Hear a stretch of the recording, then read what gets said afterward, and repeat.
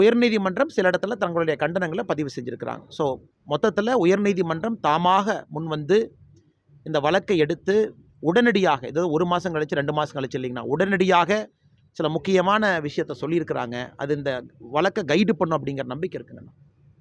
அதே போல் நீங்கள் இந்த சாட்டை எழுதி போராட்டம் பண்ணது வந்து ஒரு கவன ஈர்ப்பு, அதாவது மீடியாவோட அட்டென்ஷனுக்காக தான் நீங்கள் இந்த மாதிரி பண்ணியிருக்கீங்க. அண்ணா நான் தான் ஏற்கனவே சொல்லிட்டேங்கண்ணா, நீங்கள் வந்து அரசியல் தலைவராக பார்க்காதீங்கண்ணா, அந்த பொண்ணுனுடைய சகோதரனாக பாருங்கள், அவ்வளோதான். ஆள் மனதிலிருந்து வரக்கூடிய ஒரு கோபம், ப்ரைமல் ஆங்கர்னு சொல்லுவாங்க. எல்லாருக்குமே ஆள் மனதில் ஒரு கோபம் இருக்கும். சிஸ்டம் ஃபெயில் ஆகும்போது யார்கிட்ட போய் சொல்லுவீங்க? சிஸ்டம் ஃபெயில் ஆயிடுச்சு.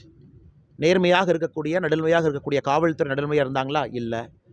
எஃப்ஐஆர் வெளியே வர்றதுக்கு வாய்ப்பே இல்லை. எஃப்ஐஆர் எப்படி வெளியே வந்துச்சு? கண்காணிப்பு பட்டியலில் இருக்க வேண்டிய ஒரு மனிதன் இலவசமாக ஒரு தார்காரை வச்சு ரோம் பண்ணிக்கிட்டு இருக்கான். அமைச்சர் பெருமக்களே வீட்டில் போய் உணவருந்துற புகைப்படத்தை பார்க்குறோம். சிஸ்டம்